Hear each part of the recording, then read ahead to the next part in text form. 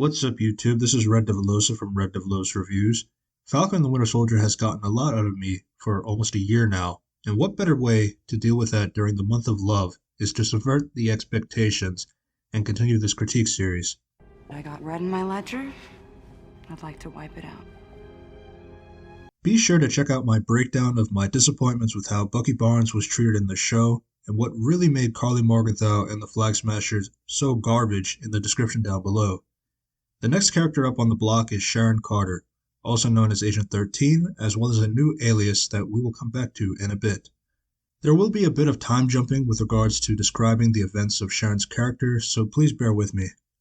Sharon doesn't get introduced until episode 3, where the trio of Sam, Bucky, and Zemo head out to Madripoor to find information about the new super soldier serum that the Flag Smashers have access to. I plan to talk about the setup to Madripoor, the crazy concept of the city, and the big plan that Zemo has for the team, as well as the meeting with Selby in the Sam dedicated video.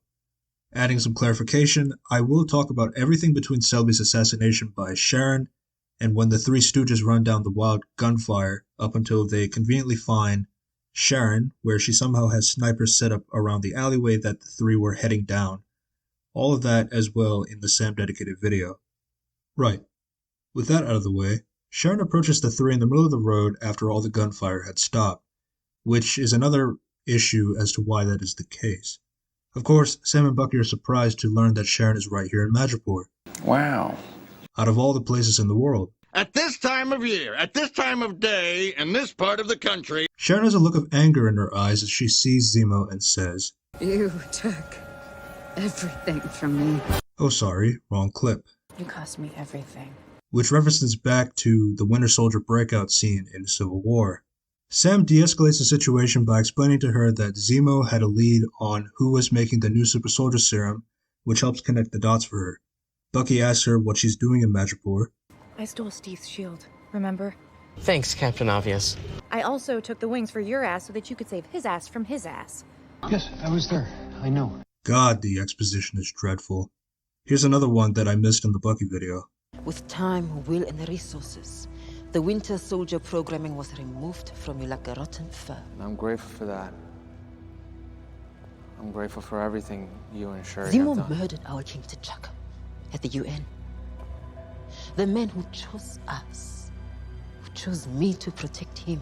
I know. Both of you know. It turns out that Sharon Carter, after going on the run for stealing Steve's shield and Sam's wings from the GCTC in 2016 during Civil War, which made her a fugitive of the country and forced her to flee to Madripoor, as it is a lawless country that has no extraditions, which is a contradiction here.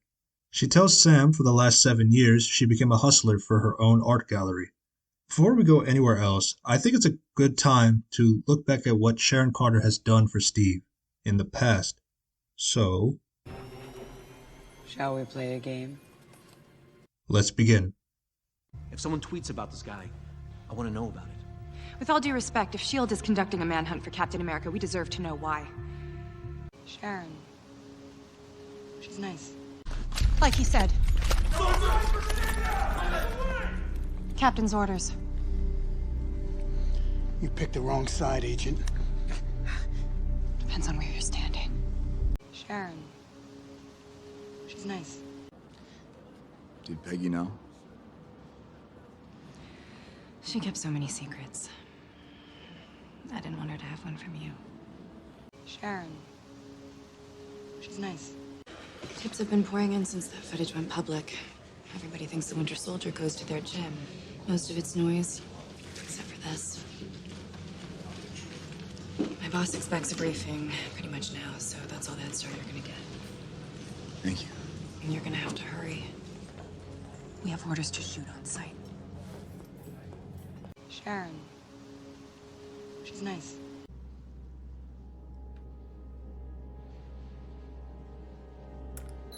I'm not here to judge you. I just want to ask you a few questions. Sharon. She's nice. Sub-level 5, East Wing. Sharon. She's nice. Not sure you understand the concept of a getaway car. Slow profile. Good, because this stuff tends to draw a crowd. Sharon. She's nice. As you can see, these clips serve two specific purposes. The first part is to summarize her character pre-Tefatwis, is that Sharon is nice. I'll come back to the second part, which deals with Steve Rogers later in the video, but after all these clips, surely he'd be super supportive to his friend that did nothing but nice things for him, right? Much better. These double standards. Sam tries to get Sharon to explain why she doesn't try coming back to the United States now, which is a pretty interesting question to ask, I would say. The response? They'll lock me up if I step foot back in the States. Madripoor doesn't allow extradition. I'll come back to this in a second. There's an awkward exchange when it comes to Sam proposing a way to get her pardon. We need your help, Sharon. I can get your name cleared. What? You haggling with my life? Not like that. I don't buy that. Neither do I. You pretending like you can clear my name? Sam can just do that? We'll get back to the scene in the Sam dedicated video, but just a quick reminder that Sam was incapable of getting a loan for his sister. Onto the current issue, Sam is offering up the ability to give Sharon a pardon. Now let's just ignore how absurd the manner for this to happen logistically. Sam asked before, What's going on, Sharon? You don't ever want to come back home? They'll lock me up if I step foot back in the States. Madripoor doesn't allow extradition. so Sam is under the impression that Sharon deserves to have her pardon just like Sam and Bucky does. They cleared the bionic staring machine, and he killed almost everybody he's met. I heard that. Which is also insane how that was able to happen in the first place. You're a civilian now. With your history, the government needs to know that you're not gonna... First off, fuck you, therapist, for indicating stabbing motions to a patient with PTSD. What the fuck is wrong with you? And secondly, I should have mentioned this in the Bucky video as well. If the brainwashed assassin for 70 years can get a pardon from the government, then surely an ex-SHIELD/CIA agent that only stole Cap's shield and Sam's wings can get one as well. Just a quick reminder that the Avengers got their pardon during the events of Endgame, so there's that as well. Sharon just doesn't have one because of plot, which I'll come back to later. Also not cool, Sam, to make a joke about someone you know that doesn't like to be associated with the Winter Soldier. You good? Excuse me, I have to go and vomit. As for the Sharon part, Sam is basically offering a pardon to someone that he believes should have a pardon already, but he's not going to give it to that person, again, the person who deserves it. He will not give it to her until after she helps him, Bucky, and Zemo out. So the lines, You haggling with my life? Not like that. All right, a deal then. You help us out, and I get your name cleared. You haggling with my life? Not like that. yes, that's what haggling means. In simple terms, making a deal with Sharon is exactly what bargaining with her life means. Sam is extorting Sharon for something that he believes that Sharon is entitled to. She's sharing information with you. Really? Just gonna leave me hanging? Alright, I'll see how it is. Just like just 5 seconds. They try to dance around the subject through the dialogue, and it's only going to get worse. Oh, God. Now we're at the scene at the shipping yard. I've talked about the discussion that Dr. Wilfred Nagel had with Sam, Bucky, and Zemo in the Flag Smasher video. Now this scene has a new perspective to consider when watching the show again after learning about the twist that happens later in the show. Since I'm going in the order of the episodes, I'll talk about that angle from the scene later in the video, just so that we have an understanding about what's happening at this moment. Right. So Sharon reveals that all the bounty hunters from earlier will be looking for them soon.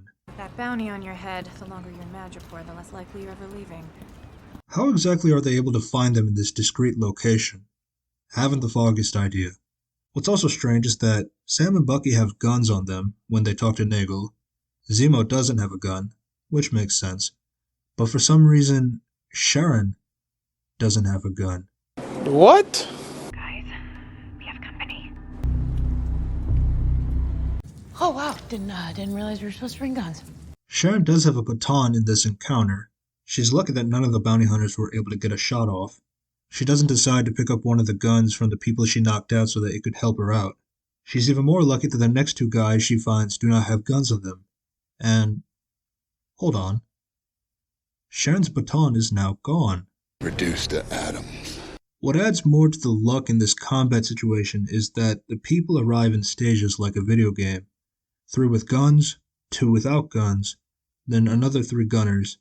This guy just doesn't notice a grown woman right next to him as she grabs the machine gun just long enough to take his knife off of his belt and stab him in the heart. During the struggle, there's another guy behind the encounter who's waiting for the fight between Sharon and Green Jacket guy to finish. Then the other guy fires 8 shots into the human shield before Sharon moves over for cover. Now, I don't think it's possible for a human shield to sustain even 1 bullet, let alone 8, and not hit the person behind the body, but I'll leave that to someone who knows more about that. Speaking of lack peripheral vision or awareness, the guy that approaches in Sharon's direction is not aware where all the bullets came from, or how Sharon literally banged against the shipment container before he arrived. So she's able to stab him in the leg, take his gun, then shoot him. The last guy didn't even have a chance against her. If only Sharon had a gun on her the whole time. As Sharon arrives to warn the gang about what's about to happen, Zemo does the right thing by shooting the serum maker. Now there is another part here to consider once we talk about the twist later in the breakdown, but before we can talk about that,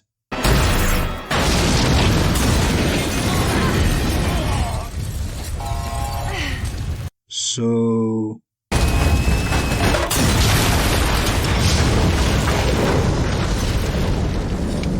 yeah, they should all be... Oh, no, they survived.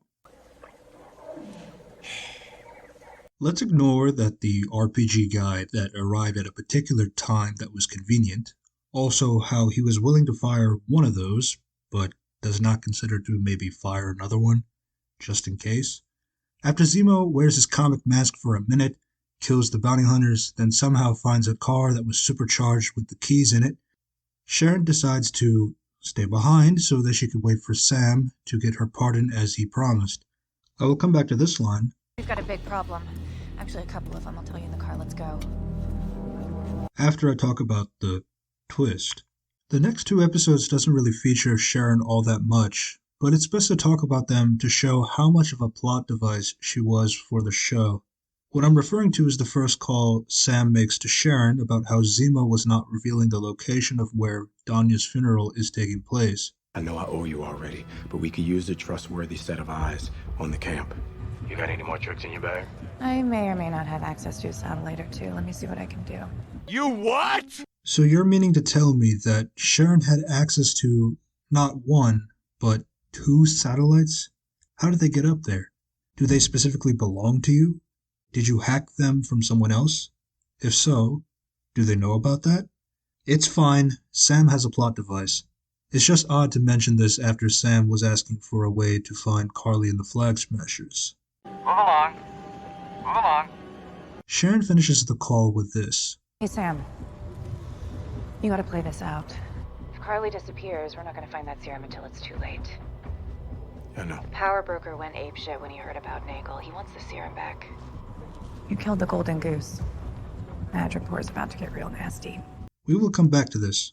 Before the encounter with Carly at the end of the episode, Sam tells Sharon through the dark web, in this quick 2-second shot that I froze for you, dear viewer, for her to keep an eye on, Walker, and not Carly. She needs to sort out her priorities. Luckily for Sam, he doesn't need to ask Sharon to keep an eye on the person that actually deserves the attention because she will just threaten Sam's sister and nephews later. Good thing Carly was kidding and she wasn't insane. Oh wait.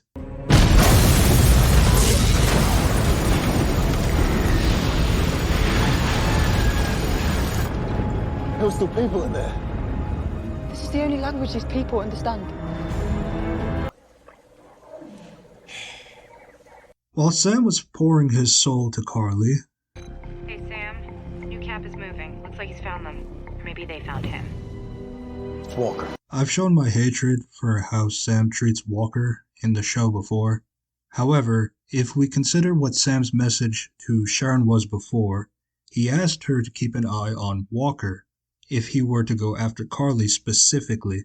He never told her to watch John if he were to approach the other Flag Smashers.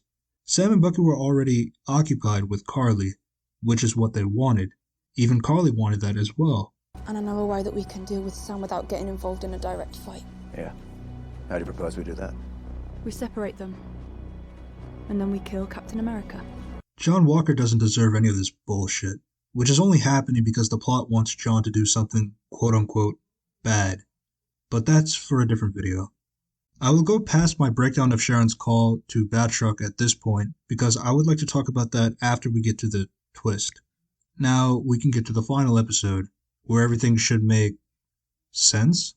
I'm just kidding. Now part of my frustration with this next bit comes from Sam being a total moron. Hey, by the way, I called in some backup. Excuse me, sir. Are you supposed to be here? It's me. There's a lot of problems with just this exchange. The ones from Sam will be in his dedicated video. As for Sharon... Well, maybe it is stupid, but it's also dumb. If you had a photostatic mask the whole time, why the fuck would you, 1, take it off? Simple answers to allow Emily Van Camp to act in the scene, of course, but the logical standpoint is what I meant. Though the issue only adds more considering the actions of taking the mask off. Relax, no one's looking for me here. That was not the attitude you had before. What's going on, Sharon? You don't ever want to come back home? They'll lock me up if I step foot back in the States. Madripoor doesn't allow extradition. I don't buy that. You pretending like you can clear my name? Come back to the States with us. I told you I can't. Just get me that pardon you promised me. Relax, no one's looking for me here. What are you talking about? I hear pardons aren't all they're cracked up to be anyway. I don't... What the fuck? This show is... And there's still more. Anyways, the second and most prominent issue for this is the fact that if Sharon had the mask the whole time, why even bother going off to Madripoor and join in the life of crime in the first place? You literally have the technology that can alter the appearance and the voice to, basically, create an entirely new identity. Part of this will be expanded on after I talk about Steve being an asshole. Don't worry, I haven't forgot about that bullshit.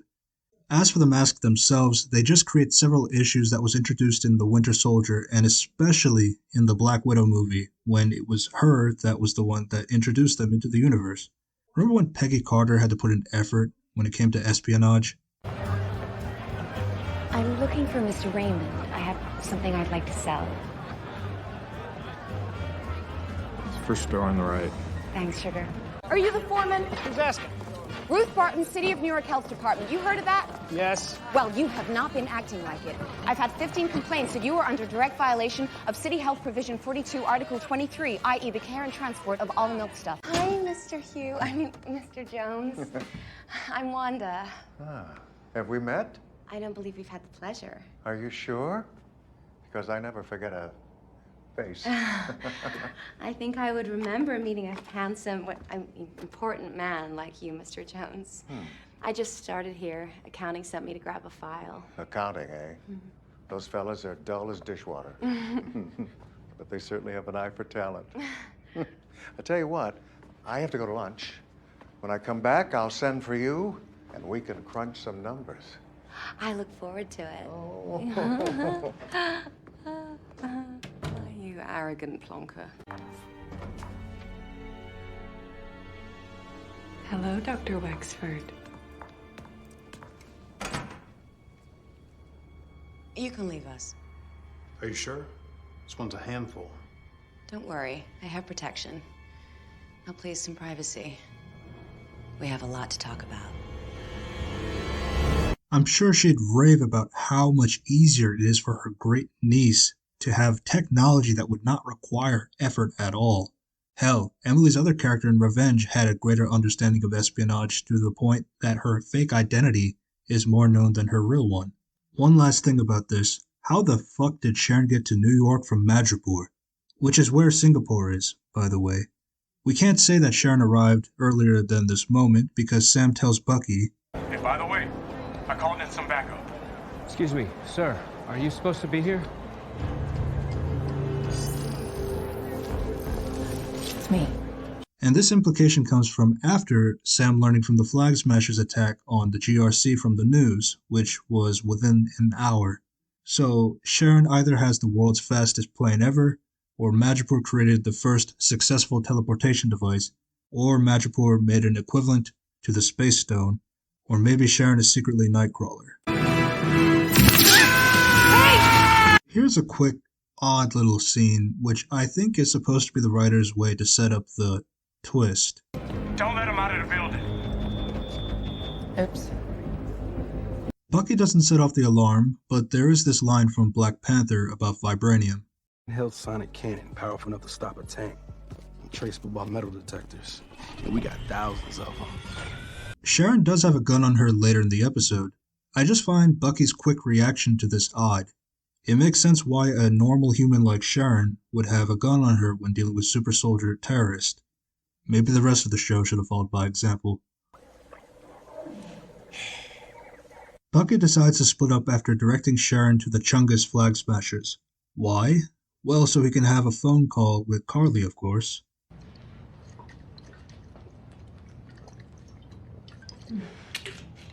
At least Sharon has her priorities straight. She's hyper-focused on defeating the Flag Smashers, although she does take a hit as well, as she watches the Chungus Flag Smasher as he places a special lock on the trucks, and she doesn't try to point this out to the other GRC-friendly people. Sure, he's a super soldier, but they got guns.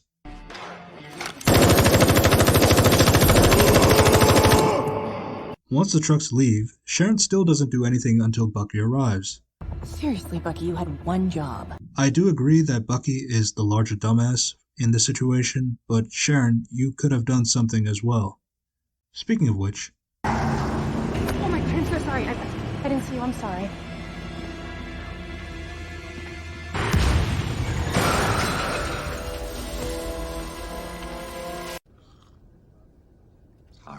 Horrible.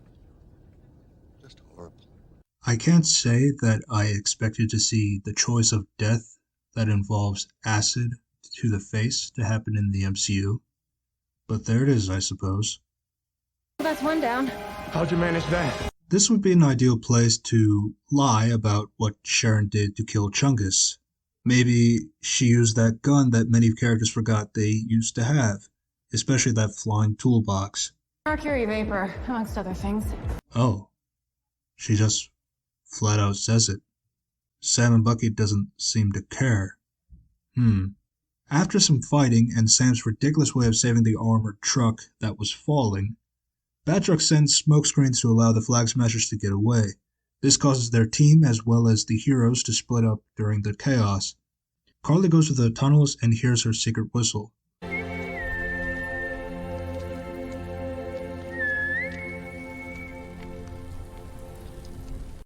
No, not that one.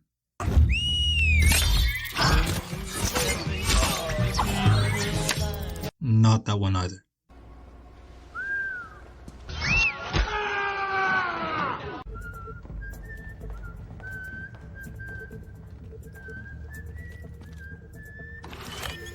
Damn, there's a lot of whistles. I talked a bit about this encounter in the Flag Smasher video. A key point includes Sharon having the upper hand with her gun on Carly, but she allows Carly to raise her gun to where she quickly lost that advantage. I'm disappointed in you. That's what I was gonna say. Oh hey, they must have seen my Bucky video. You know, when you came to Madripoor, you reminded me of a young me. We're not so different, you and I. You're an amazing creature, Spider-Man. You and I are not so different. Hermano, you and me, we know so different. Maybe we're not so different. This trope will never die. More of that exposition to the audience part as Sharon explains that she took Carly and her friends in, gave them opportunities, and how they betrayed her. Carly reveals why Sharon has been acting very differently in the show compared to the Sharon that we knew before.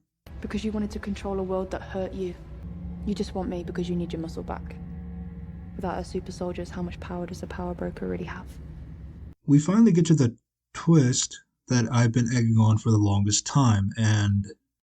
What a twist! One thing we thought was really interesting was positioning Sharon Carter as somebody who you think is naturally altruistic, but building the mythology of this power broker who also plays in Madripoor, a new corner of the Marvel Cinematic Universe. And the mystery of who the power broker is, we hope is satisfyingly revealed in episode 6. I thought for sure the power broker storyline was not gonna work. Sometimes we would be too heavy-handed, and you're like, nah, we see it coming. And then sometimes it would be too thin. And then the more we start to work on it, the more you start to work on it, you're like, oh, this is great.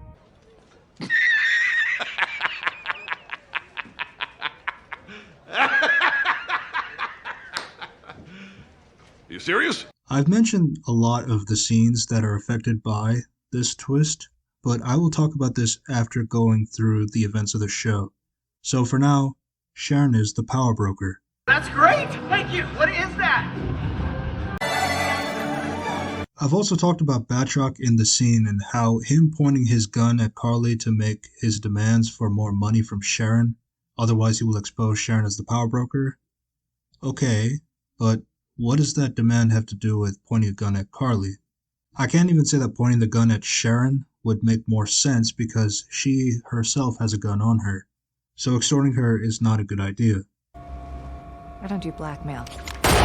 Carly shooting Sharon doesn't make a whole lot of sense either, as Sharon just saved her life against Batroc, but she's also willing to give up her control over Carly before the conversation, meaning she has some care for your life. But we all know Carly is an idiot. Speaking of idiots, Sam finally arrives onto the scene. I've broken down this encounter as well in the Flag Smasher video. It's truly insane how Sam, who doesn't know anything about Sharon being the power broker, is so negligent to the fact that his friend was shot and was so hyper-focused on seeing the good in Carly that it had to take a bullet-ridden Sharon to finally do the job.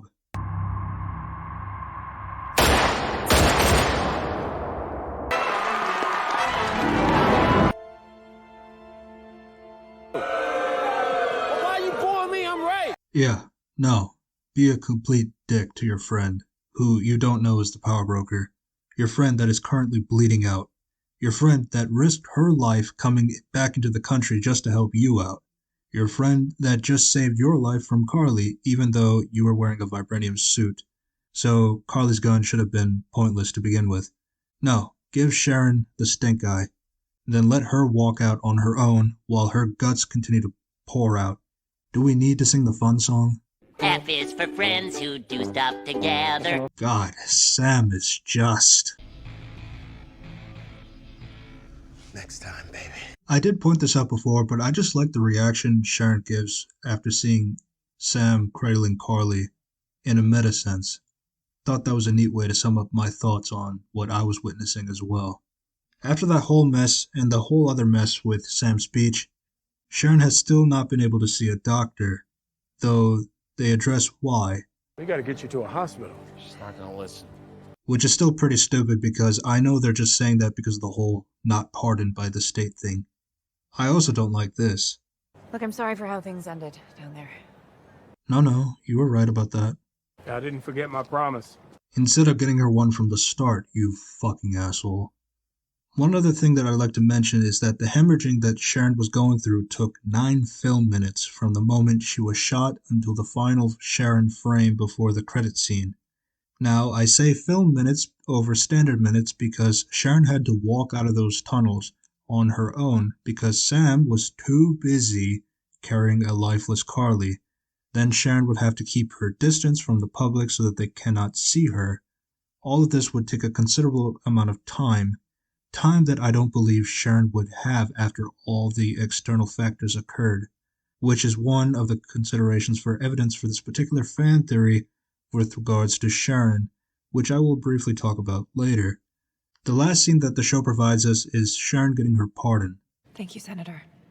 I've been waiting to hear those words for a long time. And we'd like to offer you a full pardon. There may be an opening in your old division. Is that something you'd be interested in? It would be my honor. Start lining up our buyers. Super soldiers might be off the menu, but we're about to have full access to government secrets, prototype weapons, you name it. Probably not a great idea to talk about something like access to government secrets, prototype weapons, and the whole super soldier debacle within earshot from the location you just got your pardon from. Maybe that's just me. It's like taking out an arsenal of weapons in a public park. Alright. Also, where is Sam and Bucky? Are they not going to support their friend after getting her official pardon from the US government after grueling her way through Madripoor for 7 years, to their understanding? I guess that party in New Orleans that forgot about Sarah's money problems is more important. Sure. Why not?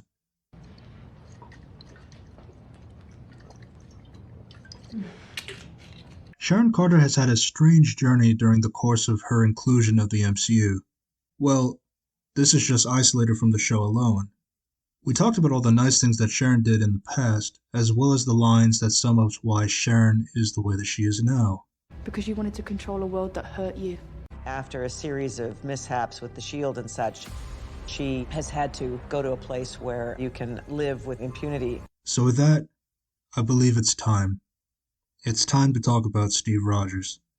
Here's a reminder of what Steve's last encounter to Sharon was 7 years ago.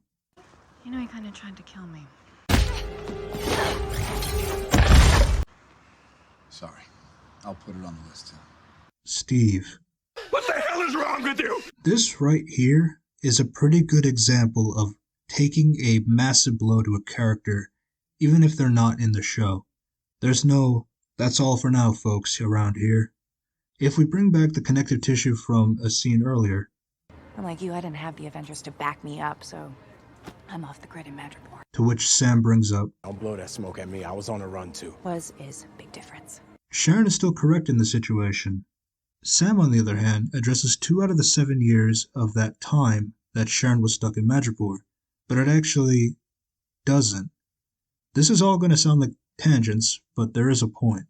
I promise. Sure, Sam also had to struggle being on the run after the events of Civil War, but he was still together with Steve, Natasha, and Wanda, who would leave shortly after with Vision. In terms of the films, we don't exactly know what they did during those 2 years.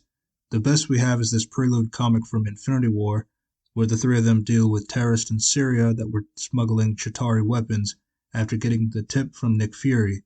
I'd have the question to ask as why Sharon did not have contact with Nick Fury in that case, due to him asking her to spy on Steve and the Winter Soldier, but I'm willing to look past that due to Sharon not being aware that Nick Fury didn't die, due to him sharing that truth to as little people as possible. Anybody ask for me, tell them they can find me right here. Following that point, Natasha was on the team as well. Sure, apparently she was the one who gave Steve the Quinjet at the end of Black Widow, where the espionage simp Rick Mason was able to smuggle it up his own ass, with the scene taking place before the ending of Civil War. Even then, Black Widow is still human.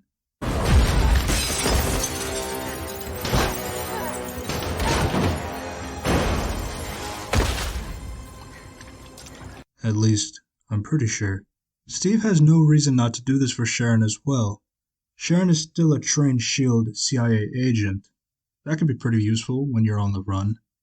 You'd have to keep an eye on Wanda, Natasha, and Sharon. Wait, what's the problem with that? Also, consider the fact that he says, I owe you again. Sorry. I'll put it on the list too. And it's not like you didn't have contact with Sharon before. In Civil War, he gives a burner phone to Tony if he needed to contact him. Seems like that would have been a good idea to do for Sharon before she was about to go on the run. They even address what's going to happen to Sharon after this. They're going to come looking for you. I know. It just looks like a kiss was all you could offer Sharon between then and 7 years later. Fucking hell.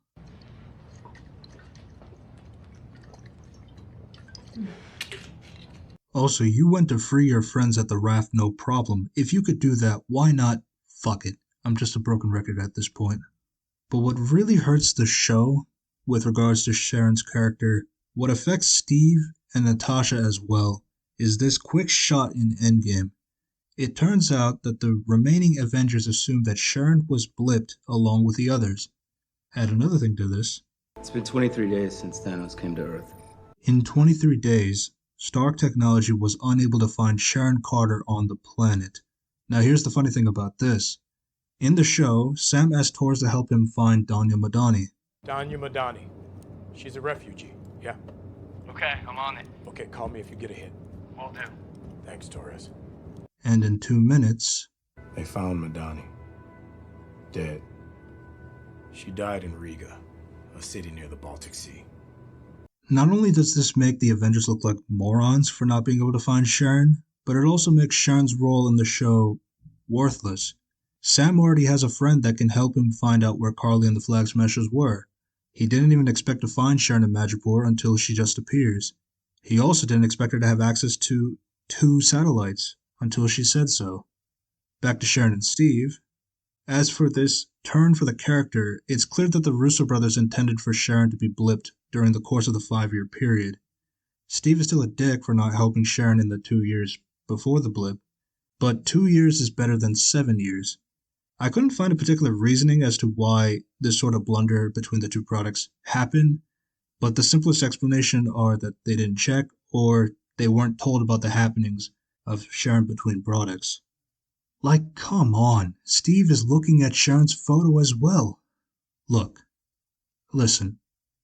Escuchas, por favor. I understand going back for Peggy. Really, I do. But if your reasonings are for what I think they are, then for Sharon, I mean, just saying.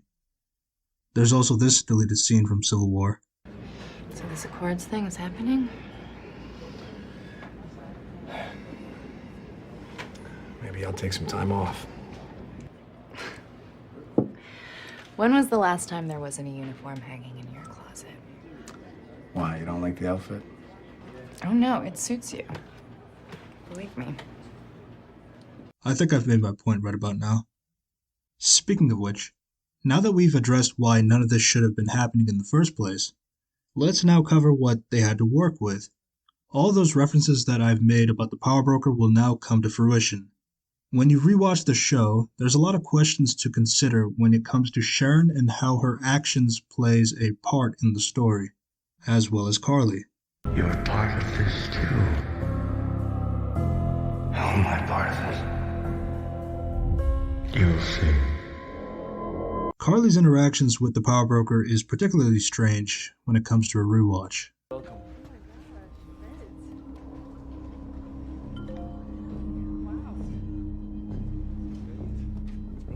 This has... Damn it, we gotta move out now. They found us. How much time do we have? None. It's the Power Brokers, man. Everybody grab what you can.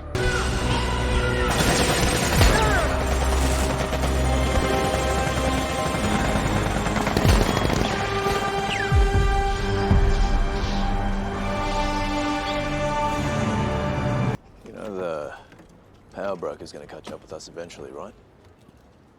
That's not a problem. Nagel was killed in Madripoor. We've got the last of the serum. The Power Broker is about to come begging.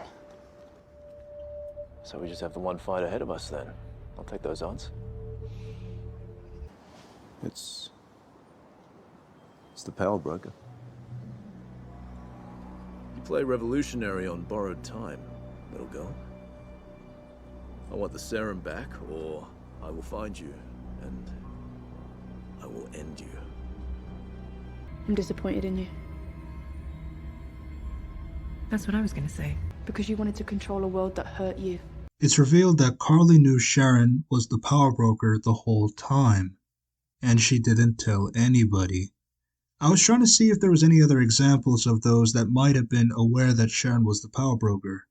Nagel was not able to confirm that, as Zemo shot him before he could get a look at Sharon. It's a bit difficult to tell if Batroc knew if he was speaking to Sharon or if he believed he was talking to the Power Broker during the phone call. As we could see later, he was surprised to learn that Sharon was the Power Broker before deciding to extort her. As for Chungus, he didn't seem to recognize Sharon when she bumped into him before his face melted off. But with Carly, she had the extra serums for a considerable amount of time to get more super soldiers and deal with the Power Broker. She should have had extra motivations after the power broker sent her men to kill them. They killed Randy. Alright, the other one.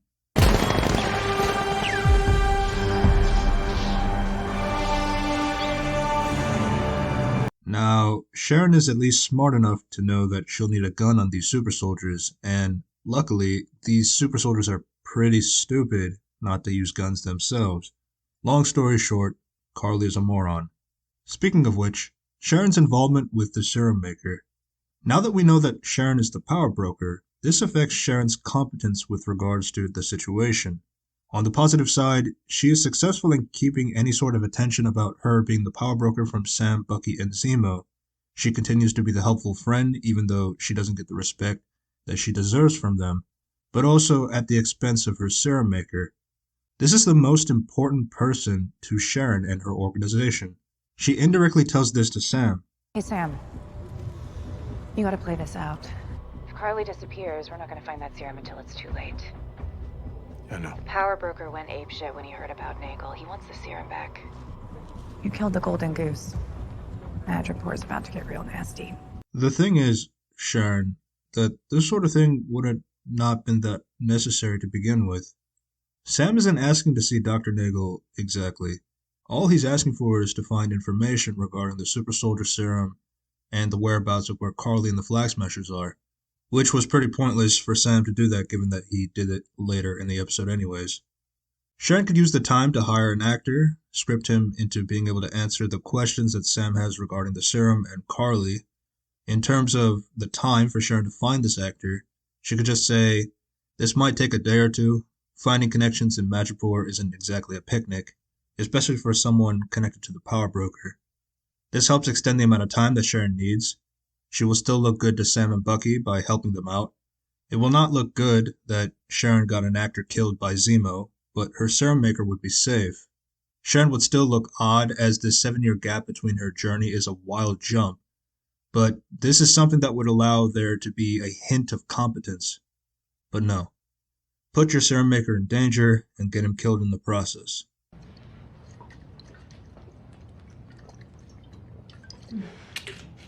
Another bit that doesn't particularly make any sense is Sharon telling Sam that Walker is approaching the Flag Smashers location while Sam is talking to Carly. Let's consider the fact that Sharon was specifically tasked by Sam to keep an eye on Walker to see if he interferes with Carly. Sam doesn't mention anything with regards to John approaching the other Flag Smashers. That seems like a bit of an excuse to get John into a position to kill someone after a thing happens. Yeah. Now let's consider this from Sharon's point of view. Earlier, she told Sam, Hey, Sam. You gotta play this out. If Carly disappears, we're not gonna find that serum until it's too late. I know. Power broker went apeshit when he heard about Nagel. He wants the serum back. You killed the golden goose. Madripoor's about to get real nasty. She also sent a text message to the Flag Smashers themselves. It's the power broker. You play revolutionary on borrowed time, little girl. I want the serum back, or I will find you, and I will end you. This means that Sharon is unaware of the fact that the extra vials that Carly had were destroyed. There isn't exactly a moment if Sam tells Sharon that the extra serum vials have been destroyed. If she is aware, it's still odd for Sharon to stop Sam from talking to Carly, as John dealing with the other Flag Smashers isn't exactly what she cares about. It's difficult to say if she cares about John's well-being because everyone treats that man like shit. That's for a different video. If she isn't aware, Sam is more of a dick for prioritizing Sharon to keep an eye on Walker rather than what she said before. Power broker went apeshit when he heard about Nagel. He wants the serum back. You killed the golden goose. Madripoor's about to get real nasty. Once again, Sam does not know that Sharon is the power broker. To his knowledge, Sharon could be in danger from the rage of this power broker. But like many instances in the show, Sam could just not give a flying fuck about Sharon. Another part of Sharon not knowing about the vials being destroyed means that Sharon really needed to make sure that Carly is kept under control for her own personal gain. Distracting Sam doesn't seem to be the right idea if she really wants those serums back. The last bit with regards to Sharon's action as the power broker I'd like to mention is the call to Batroc. I have a job for you. Oh, please, if it weren't for me, you'd still be rotting away in that Algerian prison. If you don't remember, Batroc was placed in a prison in Algeria back in The Winter Soldier. I want you to see something. Is that live? Yeah, they picked him up last night in a not-so-safe house in Algiers. Are you saying he's a suspect? Assassination isn't Batroc's line. No, it's more complicated than that. Batroc was hired anonymously to attack the Lemurian Star, and he was contacted by email and paid by wire transfer. And then the money was run through 17 fictitious accounts. The last one going to a holding company that was registered to a Jacob Beach. Am I supposed to know who that is? Not likely. Beach died 6 years ago. His last address was 1435 Elmhurst Drive. When I first met Nick, his mother lived at 1437. The show is trying to tell me that Sharon, from the insides of Madripoor, was able to free Batroc of all the criminals in the world. Why? I have no idea! Batroc has not been referenced to for 10 years in universe. Why not just have Batroc either escape from prison or allow him to get released on good behavior, then have Sharon hire him after either of those events? As I've mentioned before, I'm not sure if Batroc knew if he was calling Sharon or if he was calling the power broker. It just makes all the timeline stuff confusing. What's also confusing is the question, what exactly does Sharon want as the power broker? Because you wanted to control a world that hurt you. I do agree that a lot of people treated Sharon like shit, and that sort of thing pisses me off in a different context. But what does that mean for Sharon to control a world that hurt her in the past? She still has the motivation to take more control after her pardon, but to do what exactly? Sure, there's the part that we should just wait for the next product to consume, which apparently might be Moon Knight according to Google. But even then, I just can't see what Sharon exactly wants with regards to the power broker side of things. This comes in from the 7-year period that is missing for her character, and a lot of the gaps have to be filled for the writers, which isn't really a good sign, as was this last piece that fans have theorized with regards to what really is going on with Sharon. Why is she acting so different compared to what she was like in the past? This leads us into the Skrull theory, which has become more and more apparent after the events of Far From Home, when it was revealed that Nick Fury and Maria Hill in the story were Skrulls the whole time. It could be argued that the Skrulls impersonating Nick Fury and Maria Hill is all right in concept, as they are impersonating known S.H.I.E.L.D. agents, and as it appears, they had permission from Nick Fury himself. As for Sharon, I don't really see how it would make sense for a Skrull to impersonate someone that is on the run, and is building a criminal empire under Sharon's name for a personal gain. Then there's the question of, where's the real Sharon? Is she safe? Is she alright? Is the real Sharon dead? If so, how did she die? Was she ever real to begin with? Also consider the scene from Captain Marvel.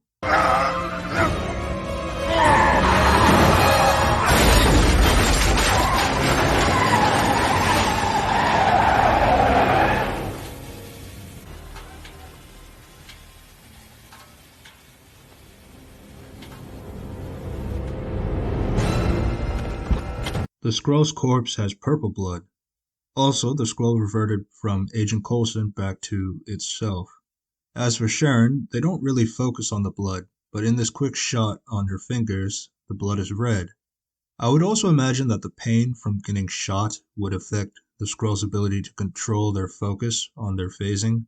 Now there's another piece of this with regards to the theory that Sharon might be the Skrull Queen, so she's like a super special Skrull. Long story short, Skrull Queen is the antagonist of Secret Invasions who would infiltrate Earth by going undercover, lowering the defenses of Earth to allow the Skrulls to attack the planet. She used Spider-Woman as the choice to take over S.H.I.E.L.D. while the other Skrulls would keep the originals sedated. In the case of the show, we have no idea if the Skrull Queen is a thing at this point. The Secret Invasion show won't come out until after this video is released. I have a similar issue for the hypothetical MCU version of Skrull Queen to take over Sharon Carter in particular. Not to mention the twist that was in Captain Marvel where the Skrulls aren't so bad, which is another can of worms for another day. These sort of reasonings exist to try to justify why Sharon is the way that she is. The problems stem down to the show not being able to function the way that it does because of the one shot from Endgame that gets retconned in the show.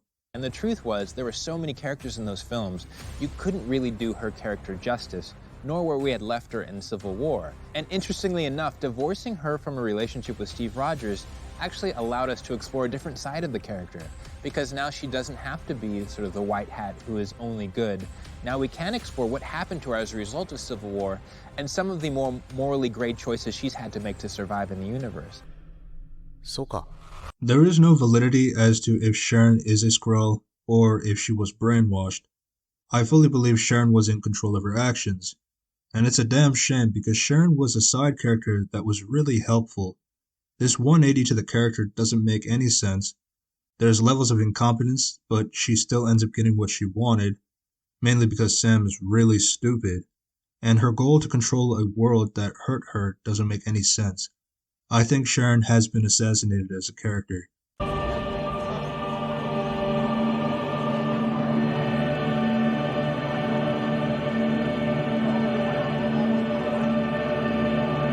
Or all of this is Kang's fault.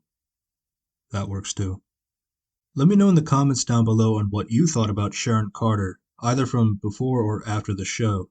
There was a time where she was considered to be on Agents of S.H.I.E.L.D. around season 2 or 3. Unfortunately, Emily was too busy with Revenge. That would have been a great place for her and her character to grow in what was a pretty good show. Welcome to Director Phil Coulson's office in the secret headquarters of the Strategic Homeland Intervention, Enforcement, and Logistics Division, or as it's better known, S.H.I.E.L.D. Located in a decommissioned base from the 1940s, this is where Coulson has gathered a small group of agents to rebuild the once storied organization on ABC's hit television series, Marvel's Agents of S.H.I.E.L.D. It's appropriate that we find ourselves here, in this building, where S.H.I.E.L.D.'s future touches its past, as tonight, we'll go back in time to behold Marvel's unrivaled history, which all began in a small publishing house then known as Timely Comics in 1939. But first, let's take a look at something more familiar. Plus, Emily is a TV actress, so that fits her skill set pretty well.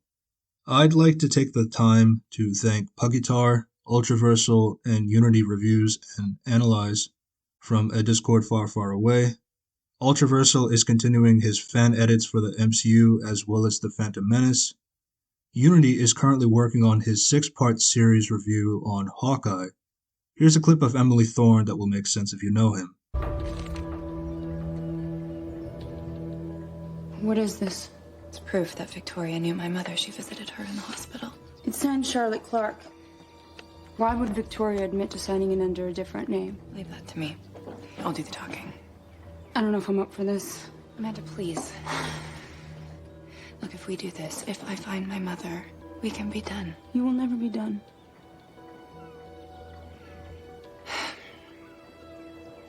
Please, I need you to call Victoria. Tell her that you've reconsidered. Tell her that you'll take the money for the journals. And ask her to write you a check for $100,000. What do we need her money for? We don't need her money. We need her signature. Where are you going? To think.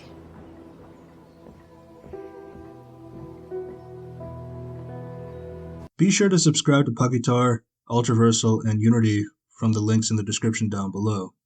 I still plan to talk about John Walker and Sam in their own dedicated videos in the future, so be on the lookout for that. Also, if you like reviews and opinions on movies, comics, TV shows, and video games, you can support my channel, Devilosa Reviews, for more of that content. Thanks for watching, and I hope to see you soon. Peace.